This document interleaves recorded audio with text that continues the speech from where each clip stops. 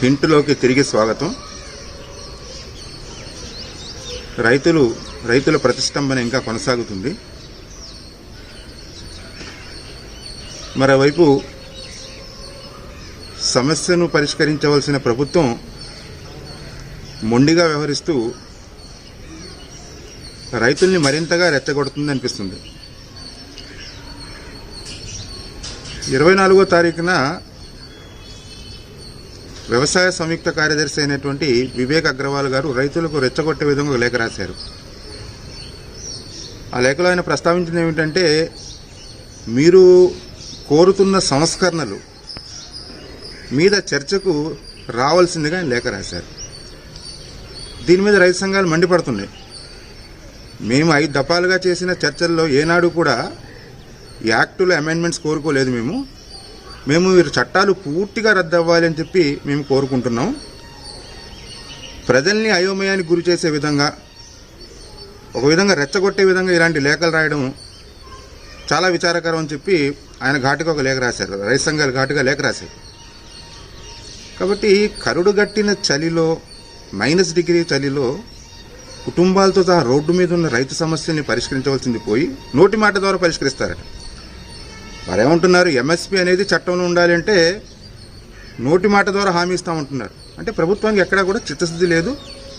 రేపు ఈ చట్టాలు కనుక వస్తే రైతులు భయపడుతున్నట్టు ఎంఎస్పీ పూర్తిగా రద్దయ్యేటువంటి అవకాశం ఉంది. కాబట్టి ప్రభుత్వం ఎందుకు ఇంత మొండిగా ప్రభుత్వం వ్యవహరిస్తుంది అంటే, నాకు కనపడుతున్న బలమైన కారణం ఏమిటంటే, ఏదైనా పెద్ద నిర్ణయాలు జరిగినప్పుడు, ప్రభుత్వాలు పెద్ద నిర్ణయాలు తీసుకున్నప్పుడు ఇలాంటి ఆందోళన సహజం అని చెప్పి ప్రభుత్వం భావిస్తున్నట్టు కనిపిస్తుంది. ఎందుకంటే 90స్లో మనం చూసాం, విశ్వనాథ్ ప్రతాప్ సింగ్ గారు ప్రధానమంత్రిగా ఉన్నప్పుడు ఓబీసీ రిజర్వేషన్ ఎక్కడో మూలన పడి ఉంది, మండల్ కమిషన్. దాన్ని బూజు దులిపి వెనకబడిన కులాల అయినటువంటి ఓబీసీ వారికి ఆయన ఉద్యోగాల్లో, యూనివర్సిటీస్లో అవకాశాలు కల్పిస్తూ, విద్యా ఉద్యోగాల్లో అవకాశాలు కల్పిస్తూ రిజర్వేషన్ అమలు చేశారు. ఇప్పుడైతే మండల్ కమిషన్ అమలైందో భారతదేశంలో చాలా భారీ స్థాయిలో ఉద్యమం జరిగింది. ఎటు చూసిన ఆందోళన. భారత సమాజం 2 పక్షాలుగా ఆ రోజు విడిపోయింది. ఒకటి రిజర్వేషన్ సమర్థించే పక్షం అయితే, రెండోది వ్యతిరేకించేటువంటి పక్షం. ఆత్మ బలిదానాలు జరిగాయి. ఎంతోమంది విద్యార్థులు ప్రాణాలు అర్పించుకున్నారు. కొంతమంది ఆ విధంగా ప్రోత్సహించారు. దాదాపు 1 సంవత్సరం పాటు భారతదేశం ఆగిపోయింది. కాబట్టి వీళ్ళు ఏం భావిస్తున్నారంటే, చివరిగా రిజర్వేషన్స్ వచ్చాయి. కేవలం ఓబీసీ రిజర్వేషనే కాదు, ఆ తర్వాత ఈడబ్ల్యూసీ రిజర్వేషన్ కూడా వచ్చాయి, ఎకనామికల్లీ బ్యాక్వర్డ్.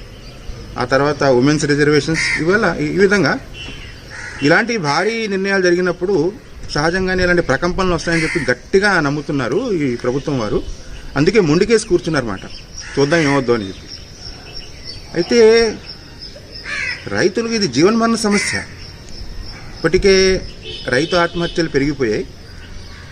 రేపు కార్పొరేట్ రంగం కనుక వ్యవసాయ రంగంలో ప్రవేశిస్తే ఈ ఆత్మహత్యలు మరింత పెరుగుతాయని చెప్పి, వ్యవసాయం దండగా అనేటువంటి భావన వస్తుందని చెప్పి వారు తీవ్రమైన ఆందోళన తెలియజేస్తున్నారు. రేపు 29వ తారీఖున మరొకసారి ప్రభుత్వం చర్చలు ఆహ్వానిస్తుంది. అయితే చర్చలు సఫలవంతం అవుతాయనేటువంటి ఆశ ఎక్కడా కనపట్టలేదు. ఎందుకంటే ప్రభుత్వ ఉద్దేశమే చాలా అనుమానాస్పదంగా ఉంది. ప్రభుత్వం ఇప్పటివరకు 6 సంవత్సరాల కాలంలో అన్నీ కూడా అబద్ధాలే మాట్లాడింది. కాబట్టి ప్రభుత్వాన్ని నమ్మేటువంటి పరిస్థితి అయితే ఎక్కడా కనపట్టలేదు. కాబట్టి ప్రభుత్వం అంటున్నట్టు ఎంఎస్పీ ఉంటుందని చెప్పి ప్రభుత్వంలో మంత్రులు అంటున్నారు, అందరూ అంటున్నారు. మన మోడీ గారు కూడా నోటి మాట ద్వారా అంటున్నారు. కానీ దాన్ని చట్టంలో పెట్టండి అంటే ఎంఎస్పీ ఇంతవరకు ఎక్కడా కూడా చట్టంలో లేదు, కేవలం ఆర్డర్ ద్వారానే జరిగిందని చెప్పి దాన్ని దాటవేసేటువంటి ప్రయత్నం చేస్తున్నారు. ఇది రైతుల్ని మరింత రెచ్చగొట్టే విధంగా ఉంది. మీరు ఇస్తాము అన్నప్పుడు ఎందుకు చట్టంలో పెట్టరని చెప్పి వారు గట్టిగా అడుగుతున్నారు. కాబట్టి ఈ గందరగోళం మనం చూస్తున్నాం.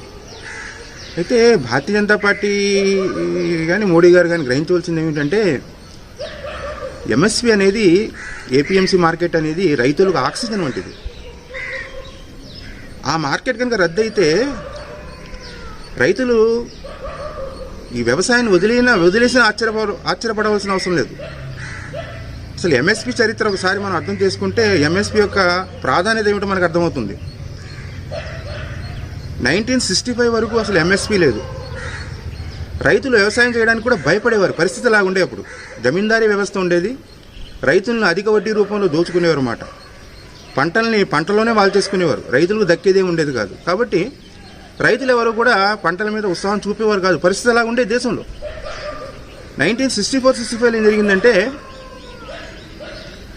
లాల్ బహదూర్ శాస్త్రి గారు ప్రధానమంత్రిగా వచ్చినప్పుడు దేశంలో చాలా తీవ్రమైన కరువు వచ్చింది. 64-65లో తినడానికి కూడా ఆహార గింజలు లేనటువంటి పరిస్థితి వచ్చింది. అదే సమయంలో పుండు మీద కారం చల్లినట్టు పాకిస్తాన్తో యుద్ధం జరిగింది. ఒకవైపు కరువు, రెండో వైపు యుద్ధం. మరోవైపు బంగ్లాదేశ్ నుండి ఆ కాలంలో చాలామంది శరణార్థులు భారతదేశంలో వచ్చున్నారు.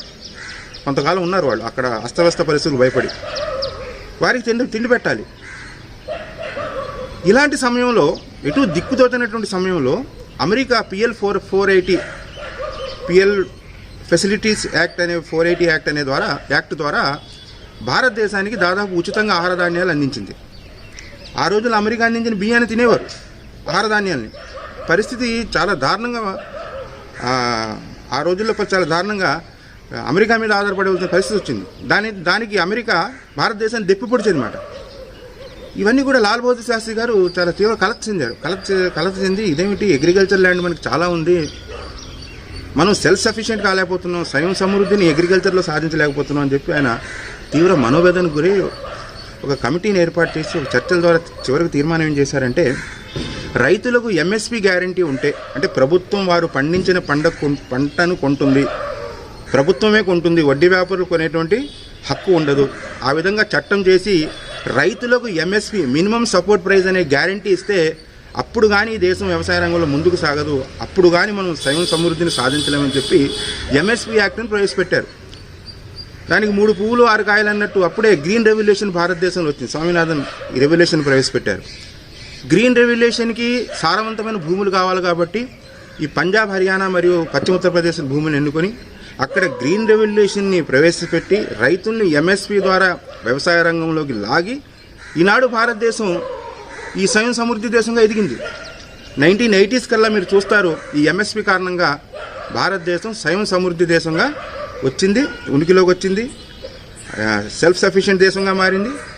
కేవలం స్వయం సమృద్ధిని సాధించడమే కాదు, ఇతర దేశాలకు కూడా ఆహార ధాన్యాలు ఉత్పత్తి చేసే స్టేజ్కి ఈరోజు భారతదేశం రావడం జరిగింది. కాబట్టి ఈ ఎంఎస్పి కారణంగానే ఈరోజు మన పిల్లలు కడుపు నిండా భోజనం తింటున్నారు. ఈ ఎంఎస్పి కనుక రద్దయిందనుకోండి, పరిస్థితి చాలా దారుణంగా ఉంటుంది. రైతులు వ్యవసాయం దండగా అనుకుంటారు. కార్పొరేట్ రంగం అనేది అంబానీ, అదానీలు కేవలం మోసపూరితంగా ఎదిగారు. ఇది మనందరికీ తెలుసు. కాంట్రాక్ట్ ఫార్మింగ్ అంటున్నారు కదా, కాంట్రాక్ట్ ఫార్మింగ్లో పెర్ఫార్మా ఏదైనా ఇచ్చారా ప్రభుత్వం అంటే పెర్ఫార్మా లేదు. అంటే కార్పొరేట్ తన అనుకూలంగా కాంట్రాక్ట్ రాసుకొని రైతుల్ని మోసం చేయొచ్చు అన్నమాట. కాబట్టి ఇవి అన్నం పెట్టేటువంటి, చేతుల్ని నరికేటువంటి చట్టాలు. రైతే రాజు, రైతు దేశానికి వెన్నెముక అంటారు కానీ నోటితో పలకటం కాదు, నోటితో పలుకుతూ నుదుటి ద్వారా వెక్కరించినట్టు ఈ చట్టాలు తీసుకొచ్చారు మీరు. కాబట్టి దయచేసి కేంద్ర ప్రభుత్వం రేపు కనుక ఎంఎస్పీ లేకపోతే వ్యవసాయం దండగా అనేటువంటి భావన కనుక వస్తే అన్నం ఎవరు పెడతారు చెప్పండి? దీని మీద వెంటనే కేంద్ర ప్రభుత్వం రైతులకు అనుకూలంగా వారు కోరుకున్న విధంగా ఈ చట్టాలను పూర్తిగా రద్దు చేయాలి. రెండవది ఏమిటంటే, ఇందులో యాక్ట్లో ఉన్నటువంటి లోపం, కోర్టుకు వెళ్ళేటువంటిది మనకు ఉన్న ఫండమెంటల్ రైట్ ఇది. దీన్ని ఎవరూ కాదనలేరు. రేపు కాంట్రాక్ట్ ఫార్మింగ్లో ఏదైనా డిస్ప్యూట్ జరిగితేనట ఎస్డిఎం స్థాయి వ్యక్తి, అంటే ఒక సబ్ కలెక్టర్ స్థాయి వ్యక్తి దగ్గర చర్చ పెడతారు. సబ్ కలెక్టర్ ఎవరు? ప్రభుత్వ ఆధీనంలో ఉన్నటువంటి అధికారి. కాబట్టి ఎవరికి అనుకూలంగా తీర్పులు వస్తాయి?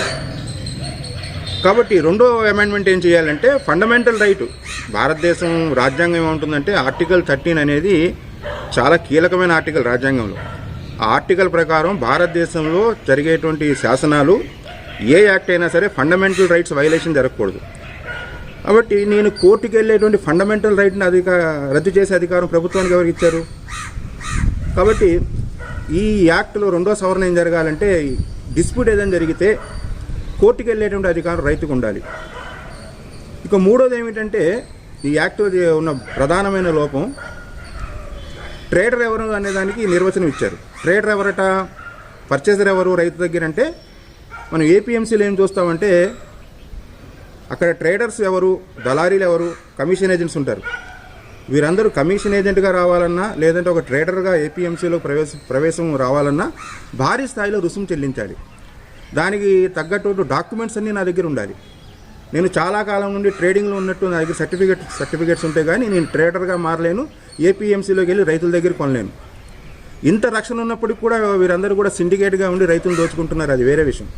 రేపు ఎలాంటి రక్షణ లేకుండా కార్పొరేట్ వ్యవసాయం జరిగితే ఈ అంబానీ అదాని సిండికేట్ అయ్యి పూర్తి స్థాయిలో రైతులను దోచుకుంటారు. ఇందులో ఎలాంటి అనుమానం లేదు. ఒక పాన్ కార్డు స్థాయి వ్యక్తి, అంటే పాన్ కార్డు ఉన్న వ్యక్తి ఎవరైనా సరే రైతుల దగ్గర అగ్రికల్చర్ కొనవచ్చట. ఒక పాన్ కార్డు ఉన్న వ్యక్తి కొనివేసి ఫ్లై బై నైట్ జరిగిందనుకోండి, అంటే రాత్రి వేరే దేశానికి వెళ్ళిపోయాడు అనుకోండి, ఇప్పుడు బ్యాంకులు దోచుకొని వెళ్తున్నారు కదా, అలాగ రైతుల దగ్గర ఉన్నటువంటి అగ్రికల్చర్ అంతా కొని పేమెంట్ ఇవ్వకుండా ఫ్లై బై నైట్ జరిగితే దానికి బాధ్యులు ఎవరు?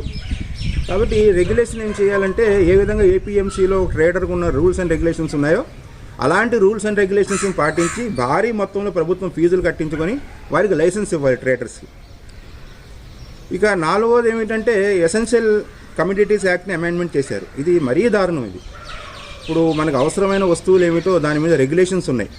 ఇప్పుడు ఆ రెగ్యులేషన్స్ అన్నీ మీరు తొలగించారు. ఉల్లిపాయలు, పప్పు, ఇవన్నీ కూడా ఇప్పుడు రెగ్యులేషన్ యాక్ట్ నుండి బయటపడిపోయాయి. ట్రేడర్ కావాల్సిన స్థాయిలో దీన్ని నిల్వ చేసుకోవచ్చు. ఇది ఎంతటి భయంకరమైన యాక్ట్ అంటే ఇప్పటికే ఉచితంగా లభించవలసిన నీటిని 20 రూపాయలకు అమ్ముకుంటున్నారు. ఇది నీటిలో అది ఉంది ఇది ఉందని చెప్పి రేపు అత్యధిక స్థాయిలో నిల్వలు చేసుకొని ఈ గోధుమల్లో ఇవి ఉన్నాయి, లేదంటే బియ్యంలో బి విటమిన్ ఉందని చెప్పి అసత్య ప్రచారాలు చేసి సినిమా తారాల ద్వారా 100-200 రూపాయలకు అమ్ముకుంటారు. కాబట్టి సామాన్య మానవుడు బతికేటువంటి పరిస్థితి ఉండదు. ఇది చాలా భయంకరమైన చట్టాలు ఇవి. వెంటనే ఆ ఎసెన్షియల్ కమోడిటీ యాక్ట్లో వారు ఏమంటున్నారంటే కేవలం యుద్ధాల్లోనూ లేదంటే నేషనల్ కెలామిటీస్, భూకంపాలు, కరోనా వైరస్ లాంటి ఏదైనా ఆపదలు వచ్చినప్పుడు మాత్రమే వారు నిల్వ చేసుకోలేరట ట్రేడర్స్. మిగతా సమయంలో ప్రభుత్వం ఇందులో ఇంటర్ఫియర్ కాదు.